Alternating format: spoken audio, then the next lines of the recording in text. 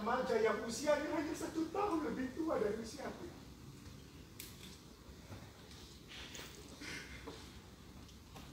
Ya ada begitu. Dengan pedih, tapi dengan keikhlasan aku pergi memenuhi harapan Bapak. Sejak itulah aku mengembara ke sana kemari tanpa patokan hidup yang bisa meyakinkan masa depan. Jadi, Bung belum pernah hidup dalam asuhan Ibu Tiri. Melihat wajahnya saja aku belum pernah. Dan aku tidak mau tahu apa atau siapa dia. Tapi dari cerita yang aku dengar, Bapak melepaskan pengantinnya itu hanya 1 hari setelah pernikahannya. Kau bayangkan. Bahkan kata orang, pengantinnya itu dilepas sebelum ia benar-benar menjadi istri Bapak dalam arti sebenarnya. Sebabnya, karena Sidara dengan penuh kejujuran berkata pada Bapak bahwa Bapak tidak akan pernah mendapatkan hati cintanya. Bapak bisa memiliki hajatnya yang itu pun terpaksa diserahkan karena ikatan dan paksaan yang tidak terlawankan, tapi Bapak tidak akan pernah mendapatkan hati cintanya. Dan Sidara tidak akan pernah bisa menyerahkan hati cintanya sebab memang ia tidak pernah cinta pada Bapak. Sebab cintanya itu secara mutlak tidak terbagi telah ia serahkan kepada seorang jajakan pilihannya sendiri. Tapi malah betul gadis itu. Sebab setelah Bapak dengan rela membebaskannya, Sidara mendapatkan kekasihnya itu telah berkalang tanah, mati bunuh diri. Akan tetapi nasib Bapak juga tidak lebih baik. Sebab keesokan malamnya, dia harus mengakhiri hidupnya sendiri dalam sebuah perang tanding melawan mertuanya yang merasa terhina martabat keluarganya karena Bapak baru saja melepaskan diri. Kenapa? Aku hanya jadi merasa sangat terharu mendengar cerita Bung barusan.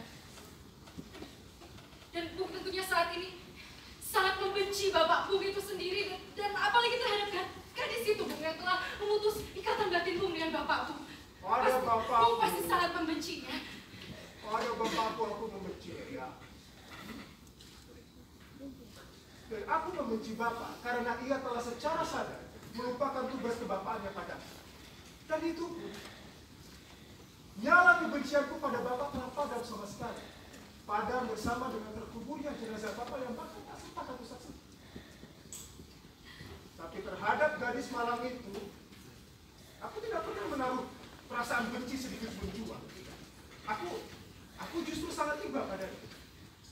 Dia adalah contoh dari sekian banyak cara yang harus menyerahkan hati cintanya semata-mata hanya untuk menuruti kehendak orang tua. Contoh dari sekian banyak cara yang harus menyerahkan cintanya, dia serahkan kepada pembantaian tanpa dia sendiri memiliki hak membela pendiriannya dalam memilih jodoh yang akan menentukan masa depannya. Dan itu semua dilakukan dengan semboyan usaha mencarikan kebahagiaan hidup. Andainya saja aku dapat bertemu dengan darah itu, aku pasti akan memintakan maaf dari itu. Maaf? Kenapa minta maaf segala? Sebab dia telah menjadi korban keragusan seorang laki-laki yang berusaha memilikinya, bersenjatakan pernikahan yang akhirnya disesalkan, dan laki-laki itu adalah Bapak kandungku sendiri. Tapi menurut cerita Bung, Bapak Bung telah dengan rela melepaskan Sidara sebagai bentuk Tapi rasa sesal yang bukan bagaimanapun, begitu, Bung. dia tetap bertanggung jawab atas perampokan hati cintanya Sidara. Dan untuk itulah aku merasa wajib untuk memintakan maaf. Jika demikian, aku berpendapat bahwa Dara itu pun juga bertanggung jawab atas putusnya ikatan hati Bung dengan Bapak Bung, dan dia pun harus meminta maaf kepada Kita boleh bertahan pada pendirian kita masing-masing. Tapi bagiku, persoalan itu sudah cukup sekian panjang. Aku malah hendak mengatakan sesuatu padamu.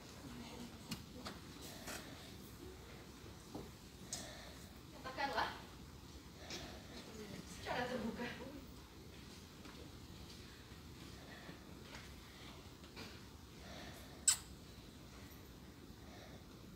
Baru pertama kali dalam hidupku, aku menaruh kepercayaan pada orang lain.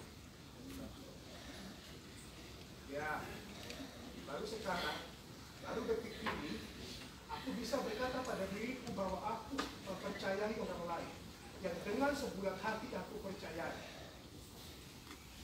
Kalau Mengapa mesti aku? Mengapa mesti aku? saudari yang pertama kali menaruh perhatian padaku. Aku selalu mengira ibu kandung dan anak kandung. Aku yakin tidak begitu kata hatimu. Aku yakin kata hatimu tidak bisa melintas. Ayo, mengapa kita harus terus-menerus bermain sembunyi-sembunyi seperti ini? Mengapa kita tidak saling berbuka kartu saja di sini? Apa yang kamu tetapi katakan? Tapi diriku dan masa lalu yang begitu kelam. Lupakan masa lalu. Biarkan dia tenggelam bersama kekelaman masa lalu. Aku tidak akan menggugat masa lampaumu. Aku tidak peduli siapa atau apa engkau di masa lalu. Usiamu begitu. Bagaimanapun aku sudah dewasa. Orang Aku itu sudah dewasa dalam usia, belum tentu dewasa dalam tindakan. Maksudku